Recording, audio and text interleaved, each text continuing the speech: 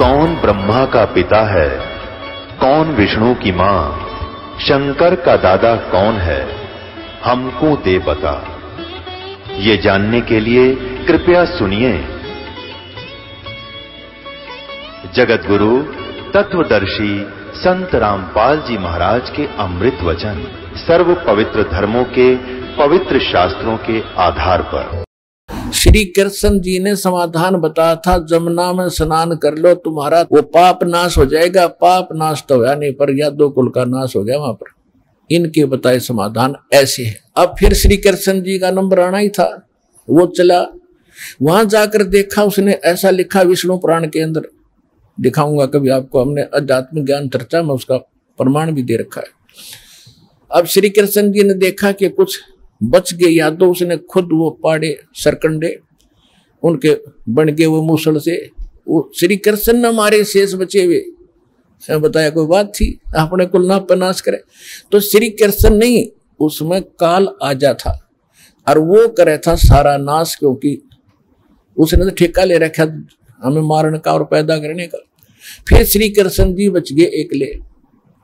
वो जा लेटे एक वृक्ष के नीचे, उनके पैर में पद्म था जो चमका करता था जैसे 100 वाट का बल्ब, और कहीं धूप में जग रहा हो या दिन के अंदर कोई वृक्ष के आसपास छाया में भी हो तो उसकी चमक होती है थोड़ी सी। तो श्री कृष्ण जी वृक्ष के नीचे लेटे हुए थे, पैर पे पैर रख के तलवार सामने था, और वृक्ष की जो झुरमट थी, टहनियां काफी नीचे तक झुकी हुई थी ऐसे। और वो शिकारी जिसने वो कड़े का एक कड़ा जो घिसा नहीं था उसको निकाला था, उसका अपना तीर बनवा लिया था मछली से निकाल के, विषाक्त जहर से बुझा हुआ, उसको लिए फिर रहा था। उसने 12-1 बज गया शाम के, दोपहर पे 6-2 बज गए, उसको कोई शिकार मिला नहीं, शिकार के लिए घूम रहा था। उसने देखा उन वृक्षों की झुरमटों के अंदर से एक नजर आया प्रकाश। उसने सोचा ये मृग है, हिरण की आंख चमक रही है। उसने सोचा ये भागना हजार तो ठोक दे यहीं से। उसने वहीं से तीर ठोक दिया पत्तों के अंदर से, वो श्री कृष्ण जी के पैर पर लगा। और जब कृष्ण जी करने लगे रे मर गया रे मर गया रे, तब उस शिकारी ने सोचा कोई मानस मर गया भाई। इधर साइड से आकर देखा श्री कृष्ण द्वारकाधीश तड़प रहे, सर पे मुकुट था उनके।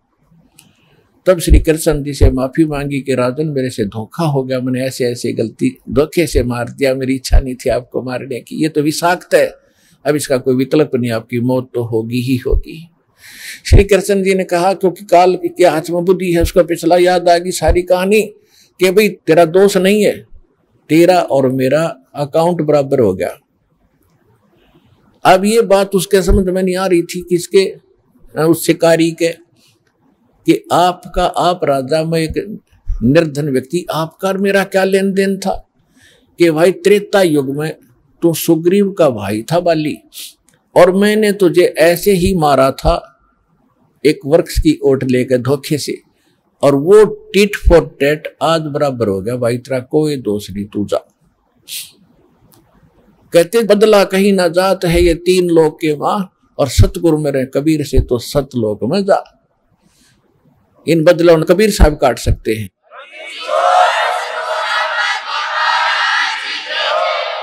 तो हमारे संस्कारों को कबीर परमेश्वर ही समाप्त कर सकते, ये समर्थ हैं, इनके हाथ में सब कलम है।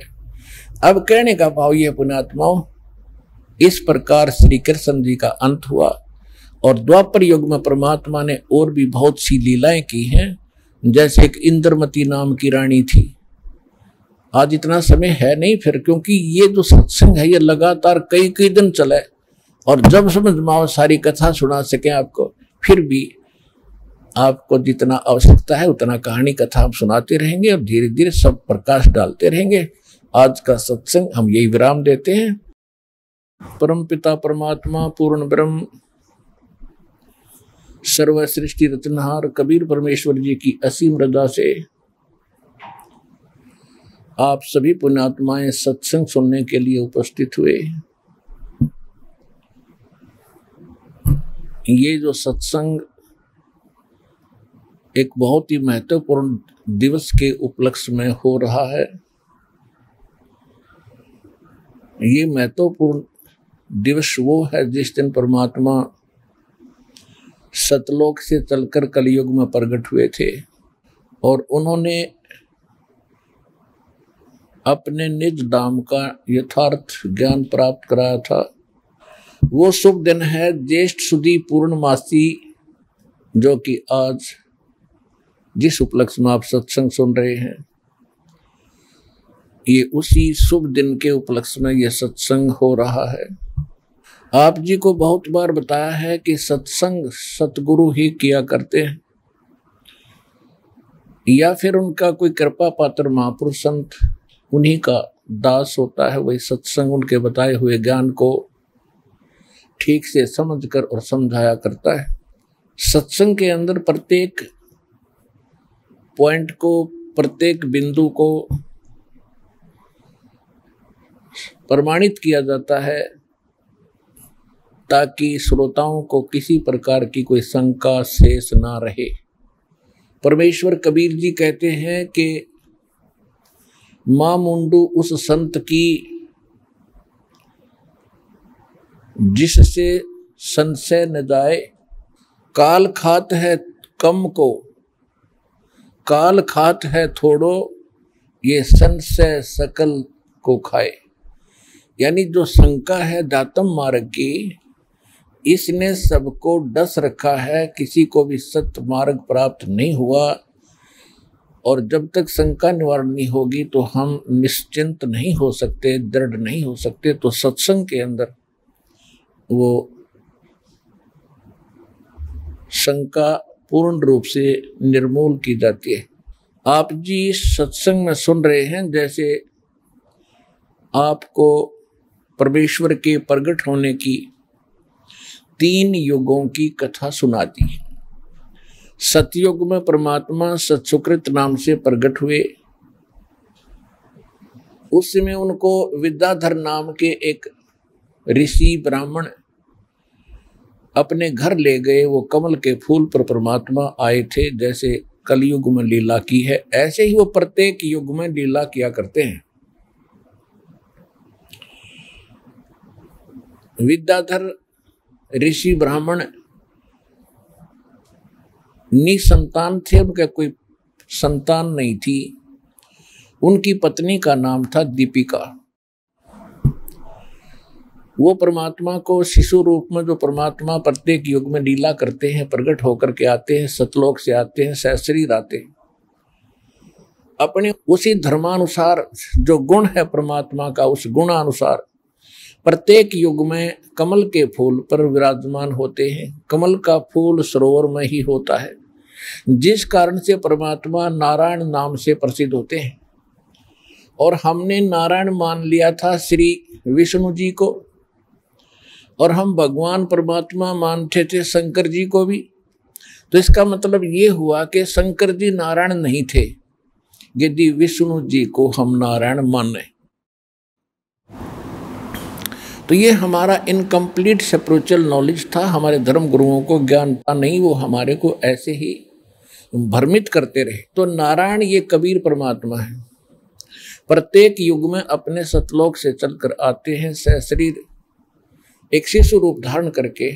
वैसे तो परमात्मा जब भी प्रकट होते हैं ऐसे आ जाते हैं, जब चाहे आ जाते हैं, लेकिन एक लीला करते हैं, प्रत्येक युग में एक शिशु रूप धारण करके आते हैं, कमल के फूल पर विराजमान होते हैं।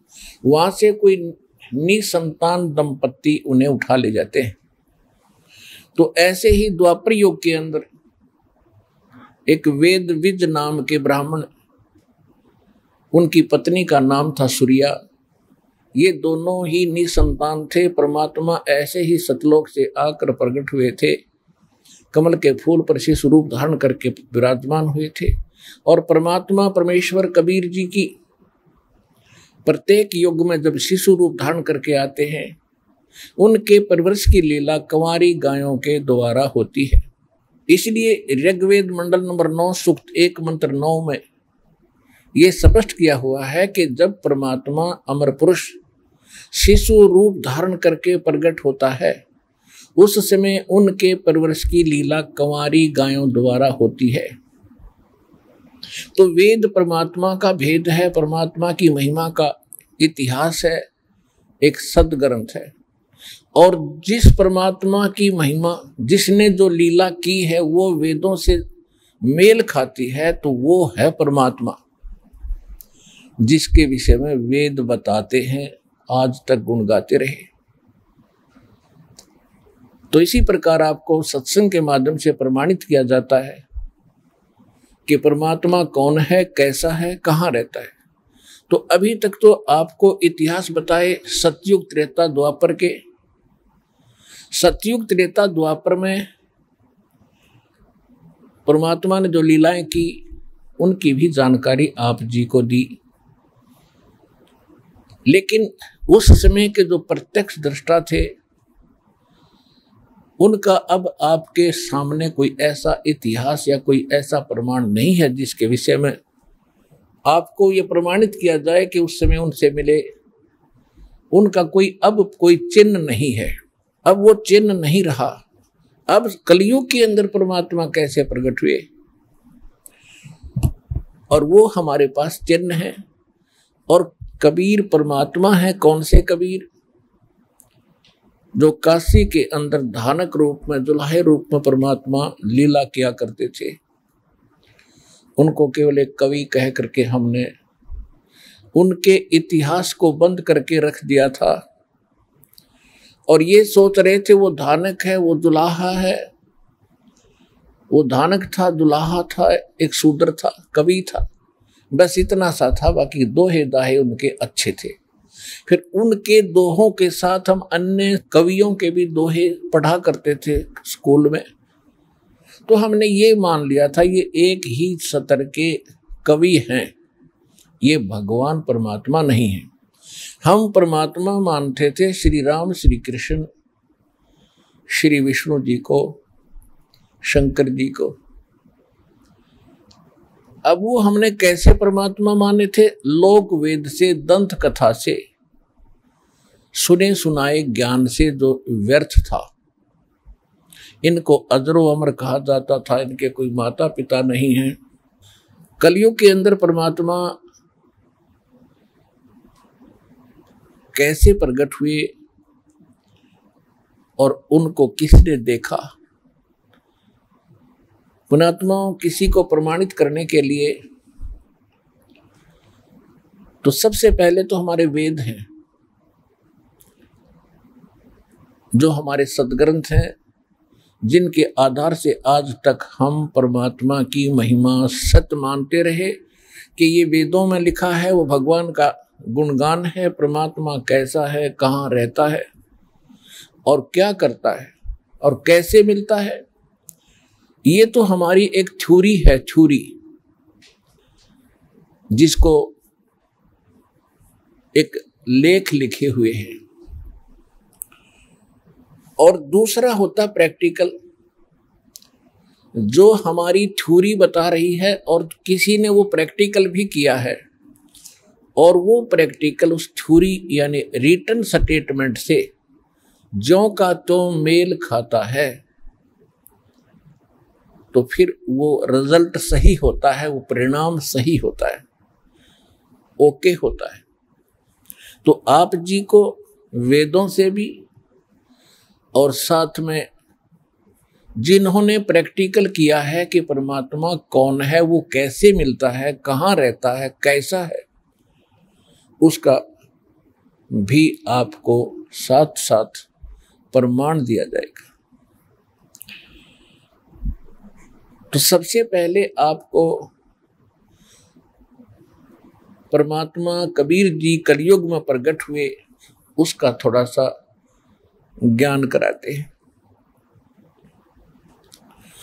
जैसा कि आप जी को सत्संग में सुनाया गया है कि सुपत सुदर्शन नाम के एक वाल्मीकि थे, यानी वाल्मीकि जाति में उनका जन्म था, और परमेश्वर स्वयं भी सतलोक से आकर के एक वाल्मीकि दंपत्ति द्वारा पाले गए थे द्वापर में।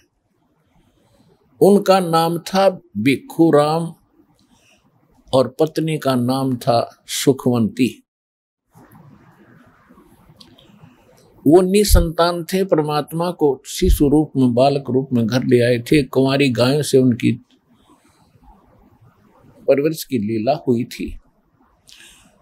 तो जो सुदर्शन जी ने परमात्मा को जाना था और उनको सचखंड सतलोक ले जाकर वापस छोड़ा था, तो परमेश्वर कहते हैं जो देखेगा मेरे धाम को, कबीर साहब कहते हैं कि जो मेरे उस लोक को देख लेगा, जहां सब सुख है, जहां मैं रहता हूं, मेरे उस सिंहासन से परिचित हो जाएगा, मेरे निज धाम से, तो वो जानत है मुझ, वो मुझे समझ जाएगा कि कबीर इज गॉड। और गरीबदास तो से कहूं सुन गायत्री गुज। कबीर परमेश्वर जी ने अपनी प्यारी आत्मा आदरणीय गरीबदास साहिब जी से कहा था कि मैं तुझे एक गुप्त गायत्री बताता हूं, गुप्त रहस्य बताता हूं, गुप्त ज्ञान बताता हूं कि मुझे वही परमात्मा मानेगा जो मुझे सतलोक में देख लेगा। उस समय और अब वर्तमान समय के लिए परमात्मा ने आपको शिक्षित बनाया। ये प्रत्येक को वहां ले जाओ और फिर छोटा जब मानना, तो ये बात जची नहीं। तो इसलिए आप जी को शिक्षित किया है कि आप प्रमाणों को देखकर सत्य मानोगे और अपना कल्याण करा के सदा सुखी हो जाओगे। तो सुदर्शन जी को तो दृढ़ विश्वास हो गया था कि करुणा में केवल वाल्मीकि नहीं है, ये भगवान है, परमात्मा है। यही परमात्मा सतयुग त्रेता में ब्राह्मण कहलाए, ऋषि के घर प्रवेश हुई तो ऋषि मुनिंद्र और ऋषि सत्सुकृत नाम से प्रसिद्ध हुए थे। द्वापर में वाल्मीकि नाम से प्रसिद्ध हुए थे, वाल्मीकि जाति में प्रकट होने के कारण, वहां प्रवेश होने के कारण। तो सुदर्शन जी को विश्वास दृढ़ हो गया था, लेकिन उसके माता पिता ने परमेश्वर कबीर जी को भगवान स्वीकार नहीं किया था। किसके माता पिता ने? सुदर्शन जी के माता पिता ने। और सुदर्शन जी के बार बार विनय करने के बाद भी वो दोनों नहीं मानी थी, कति नहीं माने कि नहीं भाई झूठ बोल रहे तू, तेरी बात में हम नहीं मानेंगे बेटा। राम और कृष्ण, यानी कृष्ण तो था ही उस समय, उनका बोलबाला हो रहा था, लेकिन श्री राम की तो वह खूब पुजारी थे। विष्णु और शंकर जी से ऊपर कोई भगवान नहीं है। और फिर उनकी मृत्यु होगी। मृत्यु के उपरांत परमात्मा ने कहा था कि सुदर्शन आप किस टेंशन में रहते हो, आपका भक्ति में भी मन कम है बेटा, आपको क्या चिंता खा रही है? क्या अपने माता पिता के दुख से दुखी है? आपने माता पिता की मृत्यु से दुखी है? तुम्हें उनकी याद आती है क्या? सुदर्शन जी ने कहा था कि हे परवरदिगार, आप अंतर्यामी हैं, दास को उनकी याद नहीं आ रही, वो तो वृद्ध इतने हो गए थे, उनका जाने का समय सही था। मुझे टेंशन ये खा रही है कि इतनी अच्छी आत्मा, कभी किसी की आत्मा दुखाई नहीं, अपना हैंड टू माउथ और करके खाया, कभी किसी को सपने में भी कष्ट उन्होंने नहीं दिया, और ऐसी अच्छी आत्मा और बगैर भक्ति के चली गई। परमात्मा मुझे ये दुख, ये टेंशन खा रही है। अब उनकी के दुर्गति हो रही होगी ना, कोई पशु बनेंगे, कभी पक्षी बनेंगे, कभी किसी योनि में जाएंगे। मुझे इस बात का दुख है कि उन्हें एक नहीं मानी, कितना पहाड़ सा कष्ट सिर पर रख लिया। मेरी एक अर्जी है भगवान, अब तो वो माने नहीं, आप तो समर्थ हो, कभी भी किसी जन्म में परमात्मा उनको जरूर शरण में लेना। और आप तो ऐसे समर्थ हो, जब एक बार शरण में ले लेते हो, दाता पार करके ही छोड़ते हो। मैं बहुत समझाया करता अपने माता पिता को, एक बार आप दीक्षा ले लो, लेकिन वो माने नहीं। परमेश्वर ने सोचा कि कलयुग में, इस द्वापर युग में एक भगत ठीक से सुलझा है, और अब ये माता पिता की टेंशन लिए बैठा है, बेशक ऊपरले मन से ये कुछ भी कह रहा है, लेकिन अंदर में इसका ये दोष भरा हुआ है। और माँ की और पिता की ये टेंशन, ये चिंता इसको बनी रही अंत समय में, तो मृत्यु के उपरांत ये वही जन्म लेगा जहां वो जन्मे है। एक विधान है परमात्मा का, जहां आशा ता बासा होई और मन कर्म वचन सुमरियो सोई। तब परमेश्वर ने कहा कि बेटा यह टेंशन छोड़ दे, मैं वायदा करता हूं तेरे माता पिता को शरण में भी लूंगा और इनको मुक्त भी करूंगा, लेकिन ये नहीं कहूंगा कि वो जल्दी ही मुक्ति प्राप्त करेंगे, क्योंकि उन्होंने तो भक्ति बीज बोया ही नहीं। भक्ति बीज बोया जाएगा, फिर सींचा जाएगा, तब वो चलेगा। इसमें बहुत से जन्म लग जाते हैं। तो सुदर्शन इस प्रॉमिस से, परमात्मा के इस वचन से संतुष्ट हुआ कि मालिक परमात्मा जो प्रॉमिस करते हैं, जो वायदा करते हैं, वो कभी कच्चा नहीं करते, ये भगवान है। और उस दिन के बाद वो निश्चिंत हुए, अपना परमात्मा की भक्ति करके मोक्ष प्राप्ति की। अब जो सुदर्शन जी के माता पिता थे, वही आत्माएं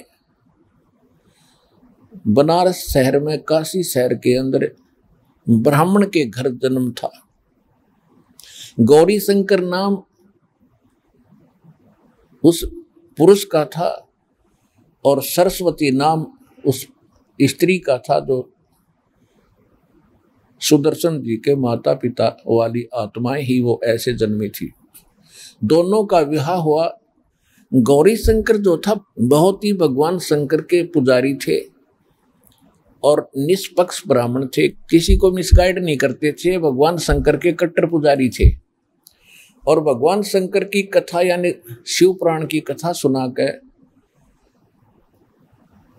अपना जीवन निर्वाह कर रहे थे। जो भी उनको दक्षिणा मिलती थी, उसी दक्षिणा से अपना निर्वाह चलाते थे कथा करके। लेकिन किसी को भ्रमित नहीं करते थे, ना कोई पंडिताई करते थे कि तेरे श्राद्ध निकाल दूंगा, तेरे ऐसे कर दूंगा, ऐसा नहीं करते थे। और जो दक्षिणा आती थी, दक्षिणा, उस दक्षिणा से ही वो अपना निर्वाह चलाते थे। उसी में से फिर दान धर्म भी करते थे, संग्रह संचन नहीं करते थे। ऐसी शुद्ध आत्माएं थी। उस समय बनारस के अंदर मुसलमानों का बोलबाला था। मुसलमान, दिल्ली के बादशाह मुसलमान ही हुआ करते थे। और मुसलमान ये दाव देखा करते थे कि जो हिंदू धर्म का ज्यादा प्रचार करता है उसको पहले कंडम किया जाए। गौरी शंकर सरस्वती की बहुत महिमा थी काशी में, कि बड़े निष्पक्ष ब्राह्मण हैं, बड़े अच्छी कथा सुनाते हैं, निष्पक्ष और निस्वार्थ कथा करते हैं, किसी से कुछ मांगते नहीं। अपनी स्वेच्छा से कोई आ जाता है तो उसी से वो संतुष्ट रहते हैं। इस बात से अन्य जो पंडिताई करने वाले पांडे थे, उन पांडवों को ईर्ष्या घनी थी उस गौरी शंकर जी से, कि सभी लोग इसकी महिमा गाते हैं, इसको बहुत दान दक्षिणा देते हैं। वो ईर्ष्या करते थे। इस बात का ज्ञान था काशी बनारस के मुसलमान काजी और मुल्लाओं को। उन्होंने देखा कि ये जो मुख्य पांडे हैं और मुख्य पांडे ब्राह्मण और मुल्ला और काजी पूरे मुसलमान धर्म को मिसगाइड रखते थे, और ब्राह्मण ये हिंदू धर्म को मिसगाइड रखते थे, भ्रमित रखते थे। और ये लड़ाई भी हमारी आपस में यही कराते थे, अपने स्वार्थवश। तो मुल्ला और काजियों को ये ज्ञान था कि गौरी शंकर से यहाँ के मुख्य पांडे खूब ईर्ष्या करते हैं।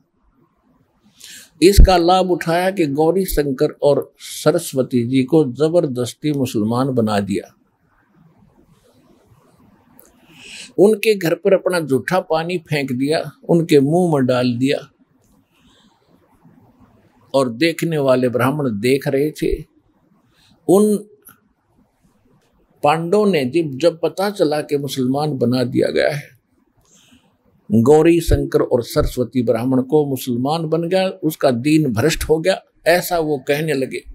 और उन्होंने पूरे हिंदू समाज में ये फैला दिया कि गौरी शंकर मुसलमान बन गया है, उसका गंगा में स्नान बंद कर दिया, उसके साथ कोई नाता ब्राह्मण नहीं रखेगा, उसको जाति से निकाल दिया, धर्म से निष्कासित कर दिया।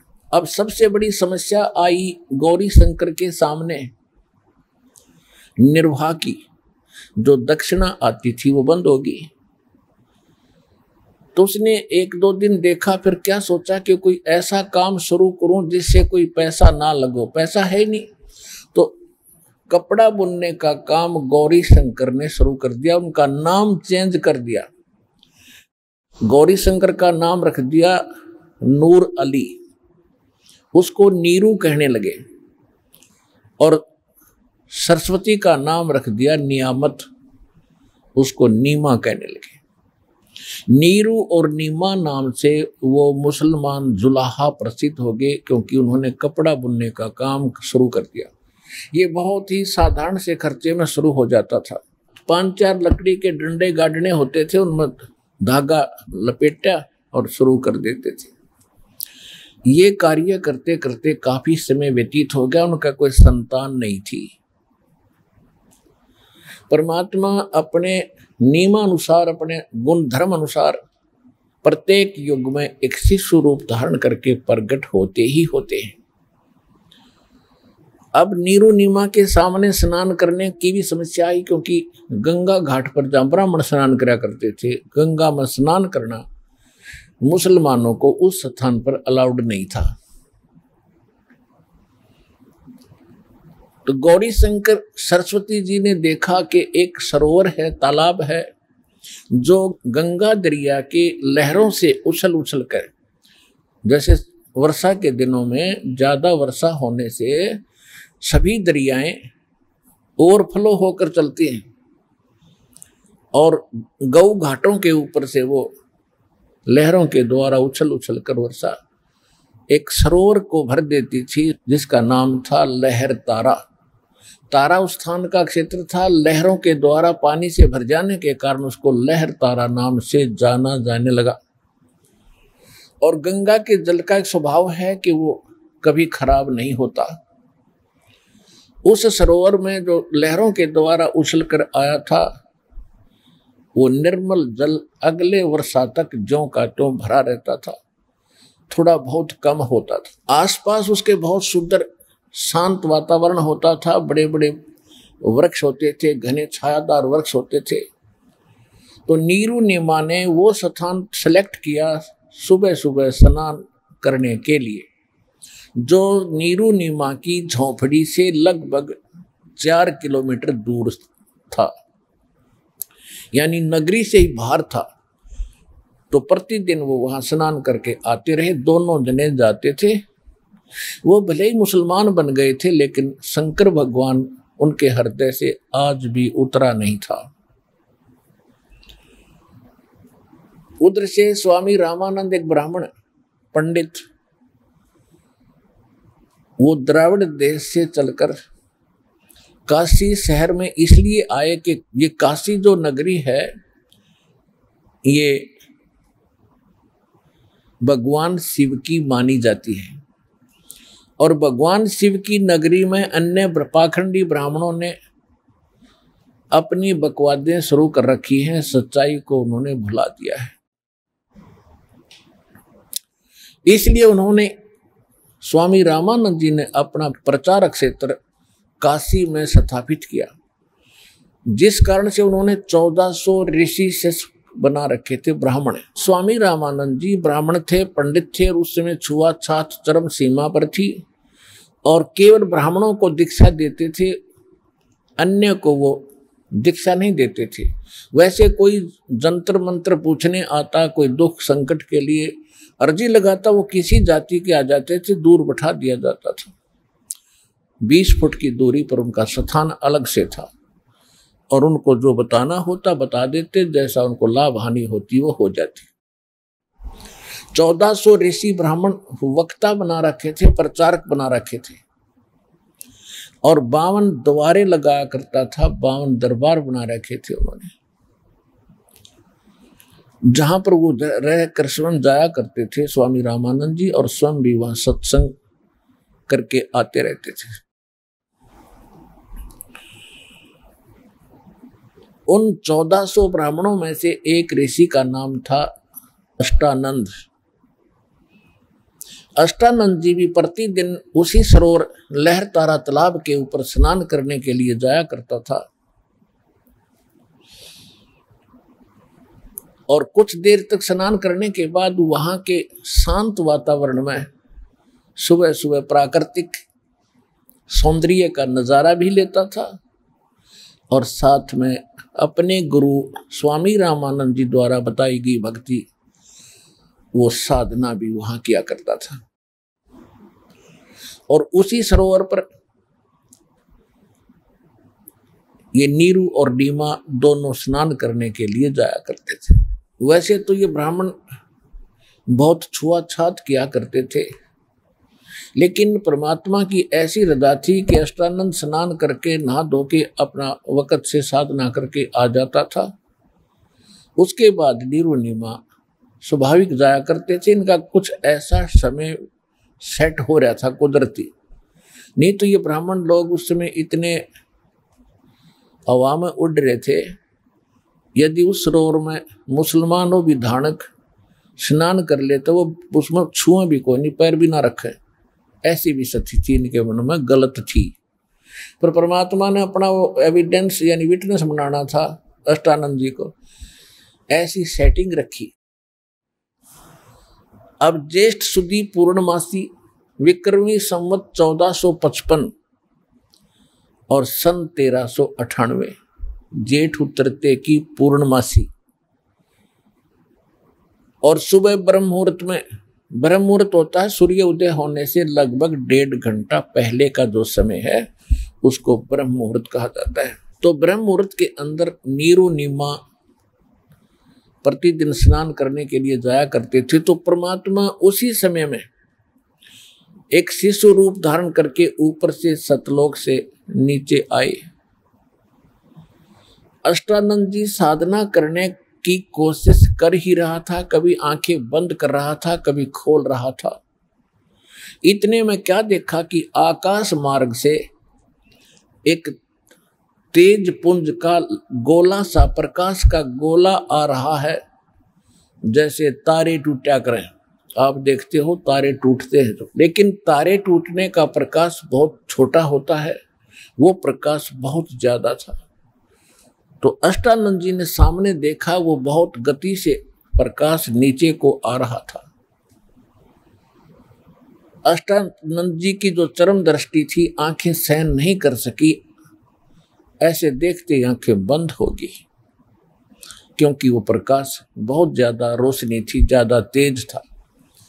आंखें जब बंद हुई तो उसने क्या देखा कि ये कोई शिशु है, जैसे हम सूर्य की ओर देखते हैं और हमारी आंखें जो है उसको सहन नहीं कर सकती सूर्य के प्रकाश को, हम या तो दूसरी साइड में कर लेते हैं या आंखें बंद करते हैं। तो हम क्या देखते हैं कि सूर्य का आकार प्रकाश रहित दिखाई देता है, एक गोला सा। इसी प्रकार अष्टानंद जी को जब उसने आंखें बंद की तो बालक शिशु रूप दिखा, बगैर प्रकाश का, प्रकाश रहित रूप, आकार बालक का।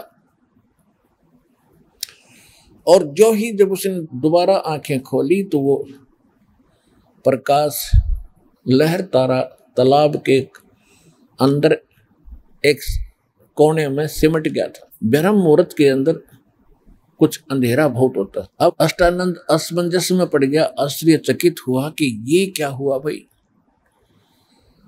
अब उसने सोचा कि ये हो सकता है मेरी कोई आध्यात्मिक जो साधना है इसका कोई प्रतिफल हो। तो इसकी जानकारी प्राप्त करने के लिए अष्टानंद जी उठ कर चल पड़े और अपने पूज्य गुरुदेव जी रामानंद जी के पास इसका समाधान जानने के लिए चल पड़े। अब गुरु जी के पास जाकर उसने पूछा कि हे गुरुदेव, आज आपके बालक ने एक ऐसा आश्चर्य देखा, आकाश से एक प्रकाश पुंज आ रहा था, प्रकाश का गोला घनी स्पीड से आया था और उसको जब मैंने देखा मेरी आंखें सहन नहीं कर सकी उस रोशनी को, आंखें मेरी बंद हो गई।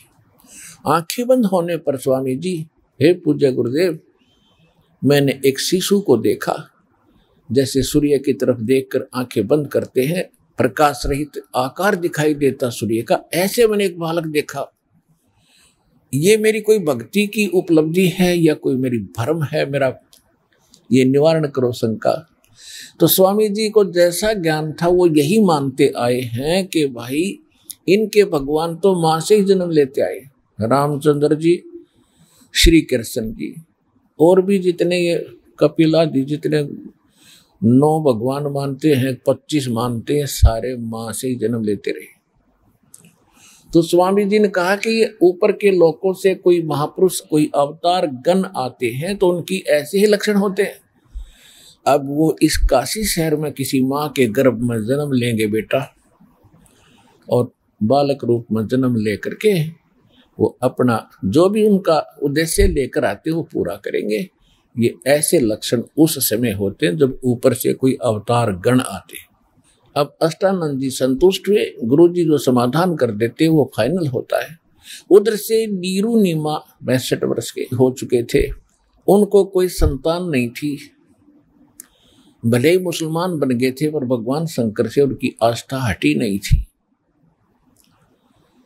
अब एक और समस्या होती है हमारे सामने कि जैसे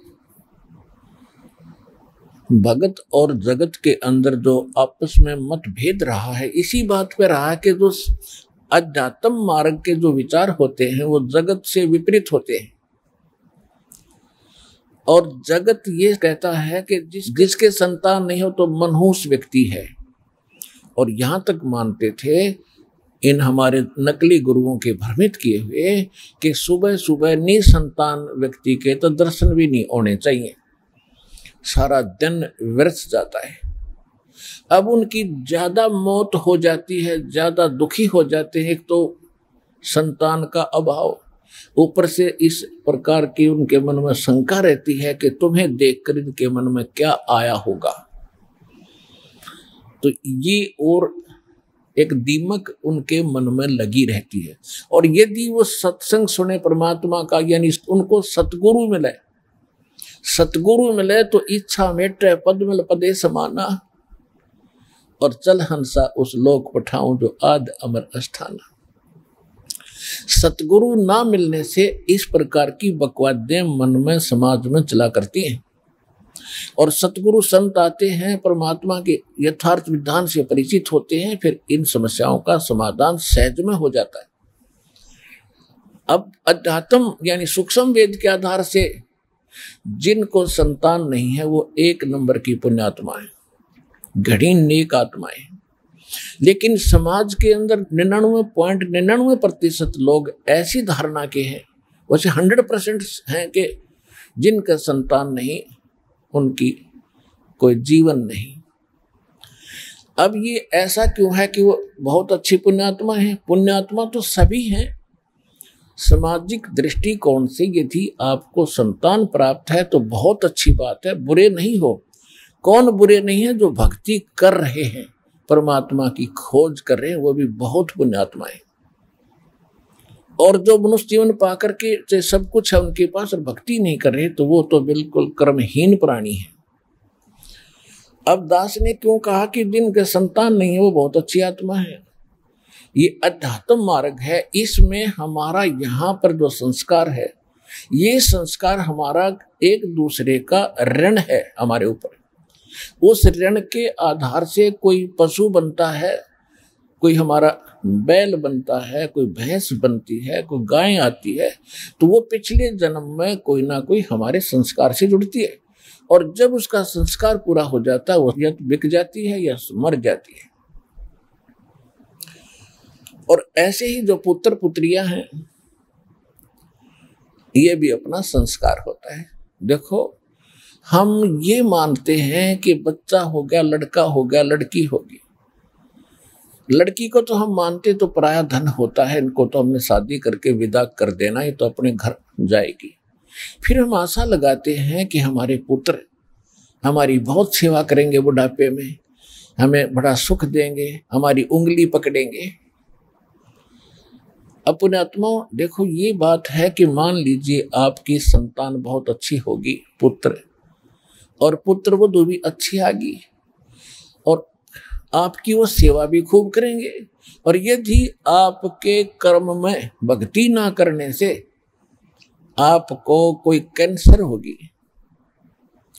अब कैंसर का जो पीड़ा है वो तो पिताजी को सहन करनी पड़ेगी। बेटा और पुत्र वधू उसके साथ उस दुख में रो सकते हैं, उसकी सेवा कर सकते हैं, लेकिन वो कैंसर की पीड़ा तो पिताजी ने भोगनी पड़ेगी, उसमें वो पुत्र कुछ मदद नहीं कर पाएंगे। तो कहने का भाव ये है कि यहां जो हम आए हैं, हमने अपने कर्मों को फिर से सेट करना पड़ेगा। जो संस्कार हम लेकर आए हैं, प्रारब्ध जिसको कहते हैं, वो हमें प्राप्त होता है, उसके आधार से हम सुखी हैं तो सुखी हैं, जब दुख शुरू होंगे तो दुख ही आते रहेंगे। और कुछ दिनों के बाद क्या होगा, कितनी अच्छी संतान है, जब पिताजी या माताजी लंबे रोगी हो जाते हैं ज्यादा अवधि तक, वो सभी थक लेते हैं, छिक लेते हैं, और आप अपने आप कहने लग जाते हैं भगवान इनकी मिट्टी संगवा ले, उठा ले, परमात्मा बहुत दुखी हो रही है, देखा नहीं जाता। और यदि वो भक्ति करते हैं, परमात्मा का सतनाम लेते हैं, सच्ची साधना करते हैं, तो उनका वो संकट टल जाएगा। और फिर बच्चे भी सेवादार हैं तो बहुत अच्छी बात है, अपना टाइम पास अच्छा हो जाएगा। परमात्मा कहते हैं एक के दो लड़के थे, दो लड़की, लड़की ब्याह दी, वो चली गई अपने ससुराल, लड़कों की विदेश में सेटिंग होगी, उनका ब्याह होते हुए अपने बच्चों को लेकर विदेश चले गए, और बुढ़ा और बुढ़िया वहां बैठी डोगा ले, और उनको होगी बीपी की शिकायत, कभी उसको दौरे पड़े, कभी बुढ़िया ने दौरे पड़े, सब पड़ोसी उठा उठा ले जाए उनको। तो वह बेटे क्या काम आए जो अमेरिका में बैठे, उसके उनकी आस में जी रही थी, मेरा उंगली पकड़ेंगे, पकड़ ली उंगली उनने, वह बैठे विदेश में, रोज आया जाना, और उनको रोज आना चाहिए, जरूरत आवश्यकता। तो कहने का भाव ये है कि एक कहावत है, एक संत कहने लगा, एक माई तय बुढ़ा बुढ़िया बैठे थे कि सुना माई परिवार कैसा है तेरा, उसका 2 पुत्र 2 पुत्री थी। तो वो क्या कहती है कि दो बेटी जाई, दो जाए पूत, और बेटिया न तो जमाई लेगे, बहू लेगी पूत, अमरे ऊत के ऊत। ऊत बने जिसका संतान ना हो, उसको ऊत न पुता कहा करें कि हम तो आज फिर ऊत के ऊत, बेटियों को तो जमाई दामाद ले गए, बहू लेगी पूत, हम तो दोनों रह गए ऊत के ऊत। तो कहने का भाव ये है कि ये संस्कार है आपका एक दूसरे के साथ जुड़ा हुआ।